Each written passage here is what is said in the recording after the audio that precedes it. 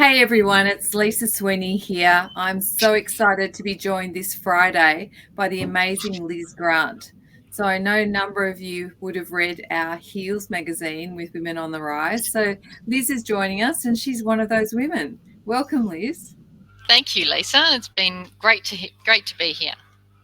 Thanks. And Liz, just to give you a brief intro to her, she's known as a startup coach and she's really passionate about supporting women in regional locations to set up sustainable businesses. So, very dear to my heart. So, Liz, share with us a little bit about your why. Thanks, Lisa. So I've been in the startup space now for 15 years in my own business, and I've seen over those 15 years that there's been quite a few things that a lot of businesses get told to do or particularly advised to do that don't necessarily take their business forward and also cost a lot of money. And I've seen a lot of businesses start, burn out, run out of money, and that sort of thing. And I'm really committed, though, to helping people actually do what they love. And in doing that, I've was born and I've lived most of my life in regional areas around Australia, and I'm particularly passionate about helping women in regional areas actually do what they love, but also make a profit. So not necessarily get caught up in the really expensive marketing or systems and that sort of thing, but build their business in a sustainable way and be able to do what they love and make a profit. Yeah, I think making a profit's really important. So many people think that it's got to be an either or choice, don't they? You can't love what you do and make a profit. That's right. That's right. Or it's seen as, if you're doing what you love, then it's just a hobby, that it's very hard to take it to the next level. Whereas in fact, many of the great businesses of today, including business in heels, is actually, you're doing what you love and you're making it work financially as well. So it is possible, and it's about doing things in a sustainable way and building community. So doing what women in regional areas do really, really well anyway. Exactly. And I mean, they're the hub of a lot of the community and the Yes, profit and cash flow, aren't they? they are. They are. So, Liz, give us a little bit more of a picture about how you make an impact. So more recently, I've probably worked, well, I have, I know I've worked with over many thousands of businesses over the past 10 years, and often in quite more of a hands off role in some ways. So there's been a lot of coaching and a lot of delivery of sessions and a lot of education, a lot of mentoring, but often without necessarily really taking that business on a long-term journey. So I think the impact now for me is taking the businesses on a more long-term journey, and rather Mm. than just tapping in and tapping out on their journey, being there with them and holding their hand along the journey. So more recently, I've been working with businesses in regional Victoria and very much taking them on a whole business journey so that they understand not just about how to start and their target market and their marketing and their offer, but also all the other elements of business. And what I've seen is when they start to understand all of that and they put that in place, I talk about, if you like, the first 100,000, which is the first 100,000 that you make. And it's really important to put in place all of those systems and processes and also those habits for you in your business. Put them in place at that time, and that's what then allows you to scale.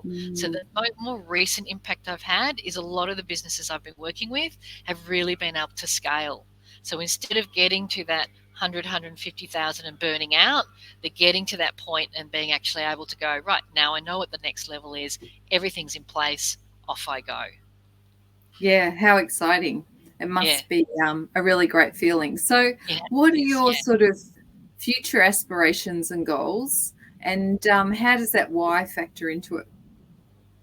So my current goal, and some say it's not very big and some say it's quite big, is I want to work with 1,000 women. I have a kind of a goal of 1,000 women to take them from start through to the 1,000 and then into scale.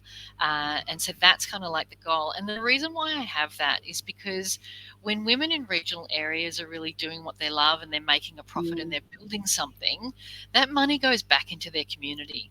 That knowledge goes back into their community. And in doing that, mm, their communities grow in knowledge, in sustainability, in both economic and social sustainability as well. So my passion isn't just to help the business owners, but it's to help them be be part of that community and be part of their own community growth as well. And so when you think about scale and things like that, it's bringing outside money into that community too, isn't it? Absolutely, absolutely, it is, and it's often bringing that money in from overseas or from the cities. So really Mm, bringing that money into the regions and helping them grow.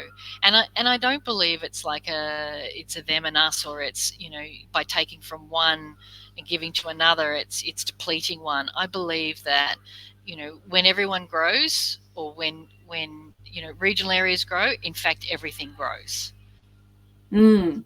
Well, and we need regional areas sustained. Otherwise, we don't get the food and all the other things that we, city people like to eat and live with. So, That's right. that's weird. And I mean, how would you describe, because, in a lot of cases, regional Australia, the resources are lacking, they don't have the same resources that a lot of the city owners have. And so, how, would you assess that? And, what are you filling all those gaps? And, just give us a bit of a picture of what that looks like for people. I think in more recent times, what's been amazing has been what's been available online. But one of the bigger issues now in regional communities is even access to stable internet and that sort of thing. But Mm, also, if they are a physical business, if what they love is actually something physical in the product space or something like that, it's being able to access the right raw materials, of being able to access the product, being able to transport it economically. And so it's about finding new models for all of mm, that so that it doesn't cost them. And that's the beauty, I think, of where we are in the world right now, is that, you know, building new models, new ways of doing things is becoming much easier. If you look at things like, Uber and Airbnb, Airbnb doesn't own any property, Uber doesn't own any cars. So it's looking at new ways mm, of doing things such that you can actually tap into um, both what's coming online and AI and what you can access on the internet, but also looking at new ways of doing things so that you're not limited by distance and logistics as well. yeah, absolutely. And I think there's a really huge opportunity for a lot of the tourism operators to follow back up people and get ongoing sales as opposed to the passing Absolutely. parade, which we Yes. discovered the minute COVID hit, suddenly income was switched off. So it's about Yes, future proofing, isn't it? it is. And it's about, instead of thinking of your business as one product, as thinking of it as delivering for your customers and Mm, building that community, because when you start tapping into your customers, you will find other things that they need. So even if you are something like a tourism operator, there will be other experiences that you will be able to enable your customers to tap into without them necessarily even being there. So it's about thinking outside the square and tapping into those other customer needs and being able to come up with new things that where you can actually make money even, mm, um, that will build a better relationship with them, build a stronger relationship with them, really enhance the community that you're building, but also, really add to their experience as well as assist your business. yeah, smart thinking, isn't it? For Mm, today's age, I mean, nobody should be limited by their location, and no, yet to a certain extent they are just by the yeah, resources. And I'm sure, as other regionally located people like myself, we all know about our own upload and download speeds because we've yes, had to. our internet used to be limited by the electric fence wire because we were at the end of the exchange, right? So if somebody's fence was down, our internet went down. So it's Oh, like, no, yes. Yes. Yeah. but, But I think, see, that's the other things, things like Starlink and the other satellite technologies that are now enabling, again, the regions to have that internet, to have that reliable internet. But it's not just that, it's about thinking outside the square and not thinking that you're limited by the old models. That if I have a retail shop, it's bricks and mortar and that's all there is. Or if I have a tourist experience, I'm limited to just people coming to this location. That's all I can do. It's about thinking outside that square and really tapping into your customer communities and listening and being able to trial and use that kind of test and learn and trial things that I'm really keen, that I'm really, if you like, passionate about, just taking my customers on that journey and seeing what works. Absolutely. And I think I saw the other day that you were doing something about Chat GPT and demystifying that for Yes. some people, which, Yes. it's one of the great enablers, isn't it? It is, and AI generally, and so many tools now, so many of the tools, the digital tools that we've been using are starting to use AI in different forms, and it's about saying, don't be scared of it, and don't think that you have to learn everything, but it's about starting now and understanding it and understanding the benefits that it can have, as well as the limitations. Yeah, absolutely. Well, thanks so much, Liz, for joining us and sharing a little bit more about your why. For those of you who would like to make contact, all her details are on, will be on this video, but also check out the Heels magazine and the great article we've got written there. Thanks again, Liz. Thanks so much, Lisa. Great to see you again. Thank you.